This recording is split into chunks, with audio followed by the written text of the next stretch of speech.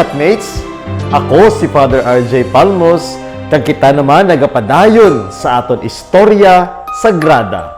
Kag ang aton istorya para sa sininga adlaw, amo ang istorya tuhoy kananday Cain kag Abel nga aton mabasahan gikan sa libro sang Henesis, kapitulo 4, bersikulo 1, tubtob 16.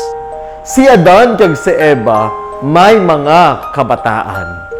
Ang kamagulangan amo si Cain, kag ang ikaduha amo si Abel. Si Cain isa ka mangunguma, nagkabuhi siya sa mga bungang kahoy, sa mga patubas sang duta, kag sa mga balagon. Si Abel nangin manugbantay sang mga karnero. Ginadala niya ang iya mga karnero sa patag, agud didto pahalbon. Si Adan kag si Eva nagtudlo sa ilang mga anak sa pagsimba sa Dios. Ini sila ginhimo pagi sa pagbalik sa iya sa iban niya nga mga gindulot sa ila. Ang amo nga mga halad ginatawag nga sakripisyo. Sang wala madugay si Cain nagkuha sa isa ka bahin sang iya patubas kag ginhalad ini sa Ginoo. Dayon si Abel nagdala sang panganay sang iya mga hayop. Ginihaw niya ini kay ang pinakamaayo nga bahin, ginhatag niya subong halad sa Dios.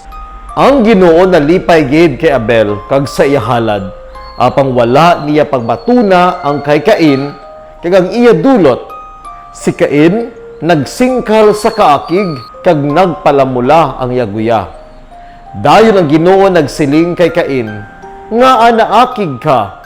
Ngaa nagakusmod ka?" Akigid kaayo si Cain kay Abel, kay ang Dios na hamuot sang halad ni Abel, apang wala magbaton sang iya halad gikan sa patubas sang duta. Isa ka adlaw ginhagad ni Cain ang iya utod nga si Abel nga magupod sa iya. Pag-abot nila sa latagon, sinalakay ni Cain ang iya utod kag ginpatay niya ini. Amo ini ang una nga hitabo sang pagpatay nga nasulat sa maragtas sang tawo. Ang Ginoo nagsiling, nga ginhimo mo ining makasiligni nga butang.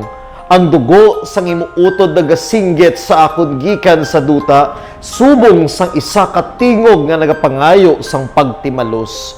Kag karon ginapakamalaot ka, kag pagatabugon ka halin sa sining nga duta, nga nagbuka sang yababa sa pagbaton sang dugo sang imo utod gikan sa imo kamot.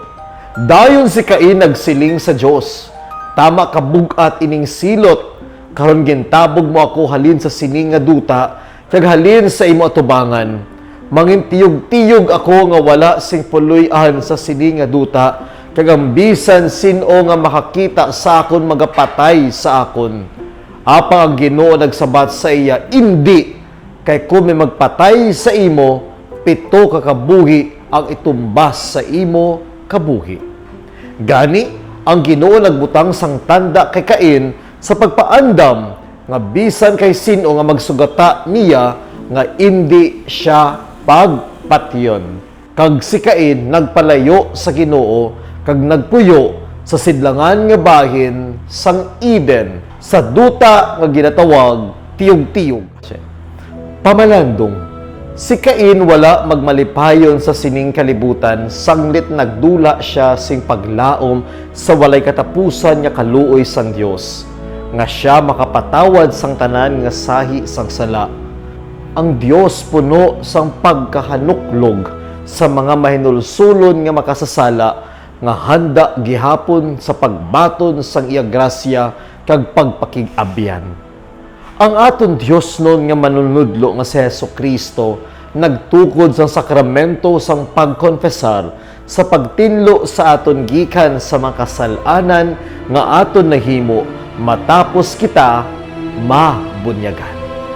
Ini ang aton istorya sa sining adlaw sang istorya sagrada, si Cain kag si Abel.